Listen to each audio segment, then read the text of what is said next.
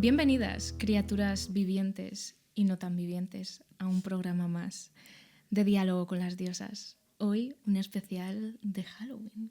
¿Qué tal estás, Val? Pues con un poco de susto, como procede en estas fechas, ¿no? ¿Y tú?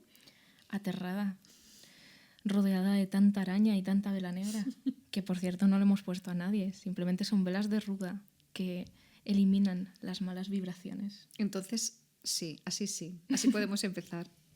Hoy estamos en fechas muy señaladas. Esta noche, la noche de Halloween, Día de los Muertos o de los Difuntos, mañana el Día de Todos los Santos. Son al final tradiciones que vienen de donde vienen. Claro, pues por eso estamos aquí, para hablar de todo ello, ¿no? Así es. Lo que pasa es que la antigua Grecia y en Roma no era en este tiempo tan frío y tan oscuro. No, esto es bastante sorprendente, pero luego lo vas a explicar, ¿a que Claro, sí? claro. Eso lo vas a explicar puntualmente porque creo que merece la pena conocerlo, ¿no? Así es, porque, por ejemplo, en la antigua Grecia, una de las festividades que podría parecerse más a lo que celebramos hoy en día en estas fechas son las antesterias, que eran unas fiestas que se celebraban en marzo. De hecho, esa parte primera de las antesterias viene de anthos, que significa flor en griego. Prácticamente una celebración primaveral. Estaba dedicada a Dionisio y se celebraba en Atenas y todo el mundo se pillaba tremendo pedal bebiendo vino. Qué buena excusa, ¿eh? La verdad es que lo de las fiestas dionisíacas, bueno, Ya te digo. qué excusa. Pero claro, había un peligro muy grande y es que los muertos de la ciudad estaban rondando también por las calles entre tanto vino y tanta gente. Y lo que hacían en la antigua Grecia era embadurnar las puertas de sus casas de brea y de espino, masticado. Entonces, si intentaban los espíritus pasar por la puerta, se quedaban pegados, así que ya estaban fuera del hogar. Pero claro, estábamos diciendo que todo esto se celebra en un momento primaveral, que es muy significativo, que a lo mejor a nosotras no nos parece hoy en día acorde a nuestras festividades, pero claro, en primavera salía una persona muy importante del inframundo. Bueno, qué mito tan hermoso, por un lado, porque literariamente o narrativamente funciona estupendamente, pero además qué manera tan elegante, tan sutil, tan exquisita de narrar el ciclo vegetativo, ¿no? Yo sé que tú eres muy fan de ella, así que recuérdanoslo, cuéntanoslo. Pues en estas fechas primaverales, no en las de nuestros tiempos, en las que se graba este programa, sale del inframundo nada más y nada menos que Perséfone, la reina del inframundo. Que tenemos que recordar que ella era la hija de Deméter, la diosa de la agricultura, que es raptada por Hades, el dios del inframundo. Core, porque antes de llegar al inframundo se llamaba Core y no Perséfone, estaba recogiendo tranquilamente florecillas cuando de repente aparece Hades y se la lleva en volandas. Hay muchísima iconografía al respecto, esa escultura maravillosa de Bernini.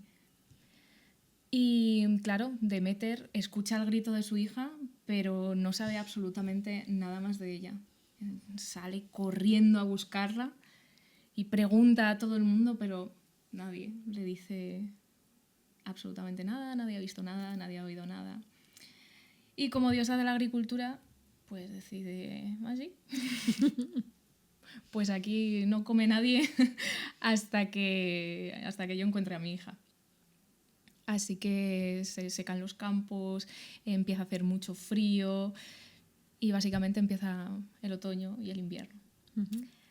Así que al final, por no entretenernos mucho, porque a Perséfone y a Deméter ya les dedicaremos sus correspondientes programas, Deméter consigue saber el paradero de su hija y le dice a Zeus, oye, por favor, Claro, le exige, ¿no? Pues como padre de la criatura, pero sobre todo como soberano de los dioses, de los hombres y del orden natural, que estaba todo patas arriba. Totalmente. Claro. Porque claro, si la gente se empieza a morir de hambre porque no tiene trigo que recoger, ni nada que sembrar, ni dónde sembrar, ni nada, no va a haber hombres y mujeres que te den ofrendas, Claro. que te hagan un dios. Así que dice Zeus, bueno, pues venga, 6 meses para ti y 6 meses para Hades, porque Perséfone ya no podía salir del inframundo porque había comido una granada, así que eso ya la ligaba a estar con Hades, allí abajo, bien abajo. Pero gracias a esta estrategia de Deméter, pues consigue llegar a ese trato. Así que los meses de primavera y verano tenemos a Deméter junto con su hija y nos lo pasamos muy bien. Y después, en otoño y en invierno, Perséfone está en el Hades y pues la tristeza de Deméter vuelve a aflorar, iba a decir, pero a desaflorar. Y por eso tenemos esa distribución de estaciones, o así al menos lo entendían en la antigüedad.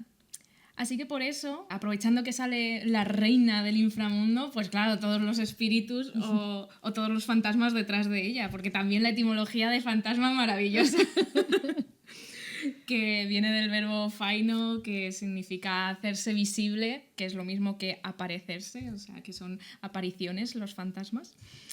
Así que, claro, está muy bien la fiesta, pero hay que tener cuidado con todas esas apariciones, todos esos fantasmas que de repente pueden entrar en tu casa mientras tú estás con la borrachera o con la resaca. Así que mejor cubrir la puerta y así asegurarte que no entra ningún espíritu maligno o no maligno. Por cierto, y antes de avanzar, me ha gustado mucho que en tu precioso relato has incluido la palabra trato. El trato pues, al que llega Deméter, ¿no? Uh-huh. Trato, truco. Es verdad. ¿No? Ciertamente. Así no sé es. si ha sido voluntario o involuntario, pero creo que es muy apropiado. Ha sido la musa.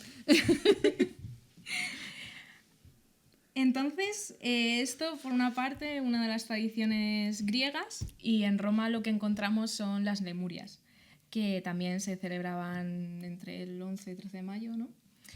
Y son festividades más enfocadas a un rito de protección, en lugar de una borrachera increíble.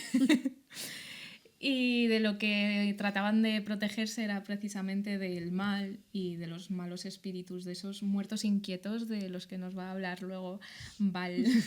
Y precisamente Ovidio nos cuenta que esta festividad o este rito surge de Rómulo, uno de los fundadores de Roma, que decidió matar a su hermano porque estaban fundando lo que iba a ser un imperio y pues no llegaron a un buen acuerdo. Uh-huh. A un buen trato. A un buen trato. Y entonces Rómulo le hizo el truco a Remo de asesinarlo. Y Ovidio nos cuenta que, bueno, Rómulo puede estar un poquito preocupado de que se le aparezca el espíritu de su hermano y por eso instaura esta festividad para intentar apaciguarlo. Así que hemos traído un texto en el que se nos cuenta cuál era o en qué consistía este rito, así que vamos a leerlo. Dice Ovidio: cuando Véspero haya asomado 3 veces su hermosa faz y las estrellas vencidas cedan 3 veces su puesto a Febo, a Apolo, será el ceremonial de un rito antiguo, la Lemuria nocturna, la que traerá las ofrendas para los manes silenciosos. El año será más corto y todavía no se conocían los ritos de expiación y no existías aún tú, Jano biforme, cabeza de los meses. Pero sin embargo se ofrecían los dones de las cenizas extintas y el nieto purificaba la tumba en que estaba enterrado su abuelo Era el mes de mayo, así llamado por el nombre de los antepasados, que todavía ahora conserva parte de la costumbre antigua. Cuando está medida la noche y brinda silencio al sueño y han callado los perros y los diferentes pájaros, el oferente, que se acuerda del viejo rito y es reverencioso con los dioses, se levanta.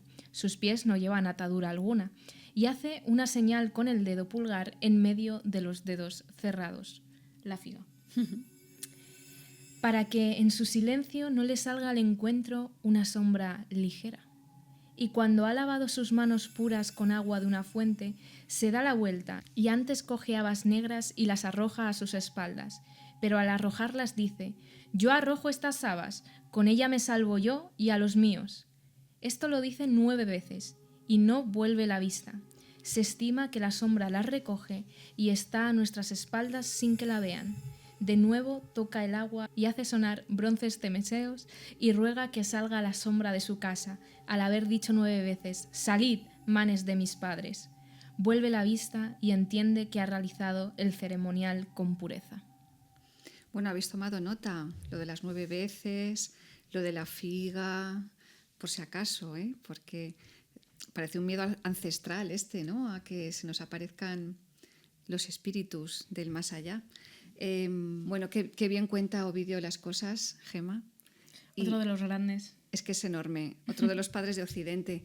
Aunque es verdad que lo conocemos sobre todo por las Metamorfosis. Y esta obra de la que has leído el texto se llama Fastos. Es una obra que está inacabada. Quizás por eso tampoco ha sido demasiado leída o estudiada. Pero en realidad es un calendario que dedica Ovidio mes a mes a las diferentes fiestas religiosas que se celebran, en este caso, en el mes de mayo, ¿no? Entonces, claro, todo esto tiene que ver con el asunto de la primavera que nos has contado, ¿no? Y que a nosotros nos resulta raro, claro, porque aquí pues también interviene otra tradición. Efectivamente. Otras tradiciones, pero en el mundo antiguo estaba claro, ¿no? Que la primavera era susceptible de traer flores y otras cosas. Y otras cositas, ¿no? Sí. Vamos a presentar oficialmente a los lemures, que son, pues, en las culturas tanto romana como etrusca, los espíritus errantes de los muertos que podían regresar de la ultratumba para aparecerse ante los vivos, que, bueno, pues que permanecían en las casas que ellos habitaron, generalmente, para reclamarles algo. Normalmente lo que reclaman es el culto debido, que para los antiguos pues era un aspecto fundamental, ¿no? Y una obligación familiar, la de rendir el culto debido a los familiares, ¿no? Entonces, este temor, pues que también conocemos pues, por otras tradiciones, como los famosos zombies, que parece que es una cosa que se ha inventado en las Antillas, ¿no? Y en Cuba, pero bueno, el fenómeno zombie pues, nos aterra a todos. Por supuesto, está bien presente en la cultura tanto etrusca como romana. Y tenemos varios relatos de apariciones o de fantasma, que también has explicado la etimología, bueno, o de lémures, como este que te voy a pedir que nos leas también, Gema.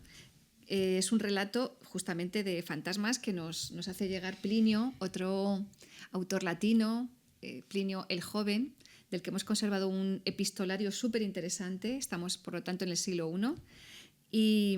Y que, entre otras muchas escenas, pues detalla una en la que un filósofo que se llamaba Artemidoro pues alquila una casa que tenía fama de estar encantada, pues porque eso, había por ahí unos lémures. Y te voy a pedir que nos leas el relato que hace Plinio, porque es casi cinematográfico. O sea, parece una secuencia, una escena de una peli de apariciones pues más o menos moderna, ¿no? Así que, porfa, léenos el relato. Sin quemarlo, a poder ser. Sí, eso es. Había en Atenas una casa grande y provista de muchas comodidades, pero mal afamada y funesta para los que vivían en ella. En medio del silencio de la noche se oía un sonido metálico que, cuando se prestaba un poco más de atención, podía identificarse con un ruido de cadenas, primero lejano y luego cada vez más cerca. Seguidamente aparecía un espectro, un anciano consumido por una extrema delgadez y cubierto con una terrible suciedad, de larga barba y cabellos erizados, que llevaba grilletes en los pies y cadenas en las manos que agitaba al caminar. Como consecuencia de ello, las noches resultaban angustiosas y siniestras para sus habitantes, y a causa del miedo que padecían no podían dormir. La falta de sueño provocaba que cayesen enfermos y finalmente, dado que el temor crecía de día en día, que muriesen. Y es que, en efecto, incluso en pleno día, aunque el espectro ya se había retirado, el recuerdo del mismo permanecía presente en los ojos de todos, y así el temor persistía más allá de las causas que lo originaban. Debido a ello, la casa quedó deshabitada y condenada a la soledad, abandonada por entero a aquel extraño ser. No obstante, se puso en ella un cartel anunciando que estaba libre, por ver si alguien que desconociese su terrible historia se decidía a comprarla o alquilarla. En eso que llega a Atenas el filósofo Atenodoro, lee el anuncio y al conocer el precio al que la casa se ofrece, dado que éste es tan bajo que le resulta sospechoso, pregunta por ella. Una vez informado de todo, no solo no renuncia a vivir en ella, al contrario, se muestra aún más interesado en alquilarla. Cuando comienza a anochecer, ordena que se le prepare un lecho de trabajo en la parte delantera de la casa y solicita que se le traigan unas tablillas, un punzón y una lámpara. Envía a todos sus sirvientes a las habitaciones inferiores y él, por su parte, se aplica con el mayor celo a escribir, manteniendo en todo momento ocupados su pensamiento, sus ojos y sus manos, para evitar que si su mente permanece ociosa, su imaginación pueda hacerle creer que ve el espectro del que ha oído hablar y causarle absurdos temores. Al principio, igual que en el resto de la ciudad, nada perturba el silencio de la noche, pero luego comienza a oírse el golpeteo de un objeto de hierro y un arrastrar de cadenas. Él no levanta los ojos, no deja a un lado el punzón, por el contrario, intenta concentrarse en el trabajo y servirse de él como una barrera frente a las impresiones que le llegan a través de sus oídos. Pero el ruido crece, se aproxima, y ya se oye en la puerta de su habitación, ya se oye dentro de ella. Vuelve la cabeza, mira y reconoce el espectro que le han descrito. Este estaba de pie frente a él y le hacía señas con un dedo, como queriéndole decir que lo siguiese. Atenodoro, sin embargo, le indica también con la mano que espere un poco, y retoma las tablillas enceradas y el punzón. Y mientras escribía, el espectro hacía sonar las cadenas sobre él, por encima de su cabeza. Se vuelve Atenodoro a mirarlo de nuevo y ve que lo señala como antes con el dedo. Entonces, sin mayor demora, coge la lámpara y sigue al anciano. Este caminaba lentamente, como si las cadenas le resultasen muy pesadas, y una vez que llega al patio de la casa, de repente desaparece y deja allí solo a su acompañante. Tras quedarse solo, Atenodoro corta unas cuantas hierbas y algunas hojas y marca con ellas el lugar exacto donde se ha desvanecido el espectro. Al día siguiente, acude ante los magistrados y los convence para que ordenen que se excave en aquel lugar. Se descubren allí unos huesos metidos dentro de unas cadenas y rodeados de ellas por todas partes. La carne se había descompuesto por el paso del tiempo y el efecto que había producido la tierra sobre ella, y había dejado los huesos desnudos y ya muy gastados entre los hierros que todavía los ataban. Qué miedo, ¿no? Menudo texto, por favor. Bueno, lo de los fantasmas arrastrando cadenas, pues ya veis que es tan antiguo como Plinio, por lo menos. Por cierto, que sabéis que se llaman lémures también a unos primates endémicos de Madagascar. Uh-huh. Y claro, fue Linneo, ya sabéis, el naturalista sueco que es el creador de la clasificación de los seres vivos. Seguramente Linneo pues, los equiparó a estos seres, a los lémures latinos, pues por los gritos que estos primates emiten por la noche y porque tienen unos ojos reflectantes muy impactantes, y también pues unos hábitos nocturnos que pues, sí que te pueden llevar a pensar, ¿no?, en todas estas criaturas. De hecho, es que hay leyendas locales de Madagascar que también lo consideran un demonio. Sobre todo a la especie del ai, me parece que se llama, sí, porque es que tiene un dedo con el que escarba y es que precisamente parece que dice ven, y así va raspando las cortezas de los árboles hasta coger las larvas que hay dentro y las saca. Has mencionado las larvas. Pues es que me das pie. Esto estaba preparado, Prometido hablar de, bueno, pues de otros seres parecidos, porque también se trata de almas de aquellos que en este mundo, bueno, pues que ya seres, pues eso, que ya no están en este mundo, pero que cuando estaban en este mundo llevaron una vida desgraciada, que claro, como están amargados, salieron amargados de la vida terrenal, pues tienen muy mala, no sé cómo, iba a decir muy mala sombra, y quieren vengarse pues de los hombres en general y en particular de aquellos que les hicieron sufrir de alguna manera, ¿no? Entonces se dedican a hostigarlos, a martirizarlos, con, bueno, pues eso, apareciéndose y causándoles tremendo pavor, ¿no? Uf, yo creo que hay larvas vivientes también, Hombres. Bueno, esto por cierto me lleva a hacer un pequeño paréntesis con una recomendación musical. Bueno, no me atrevo a recomendar musicalmente a una banda de culto que se llaman Larva. Bueno, son una banda catalana que hace un tipo de música terrorífica. Se puede calificar, pues eso, de electro oscuro, de dark. Bueno, no sé. Se llaman así por algo, y no precisamente por el animalito, ¿no? Sino por esta conexión, ¿no? Con estos seres. Y efectivamente el cantante Inquest pues parece un espectro de estos. Perdón, cerramos el paréntesis porque nos estamos yendo, pero la cuestión es que la acción de las larvas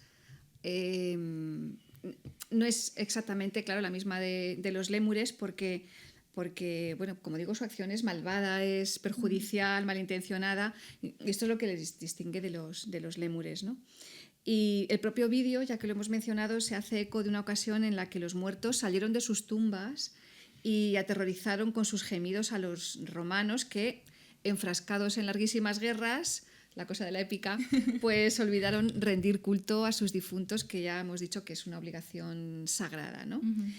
Y es verdad que también estos seres servían a las nodrizas para asustar a los niños díscolos, porque se decía que la visión de una larva que tenía forma de esqueleto, esa es la imagen que se les confiere, ¿no? Podía dejar a la gente larvati, es decir, pues como poseído, ¿no? Poseído o medio loco. O sea, el asunto de la posesión también viene de aquí, ¿no? Como digo, esta imagen de las larvas como esqueletos es muy simbólica porque al final representa lo que en última instancia queda de un cadáver, ¿no? Y finalmente, pues como ya podéis intuir, esa imagen que tenemos a partir de la Edad Media de la muerte y hasta nuestros días como un esqueleto, pues se conecta directamente con estos seres. Es verdad. Yo creo que ya podemos dejar de hablar de seres de ultratumba, ¿no? ¿O qué?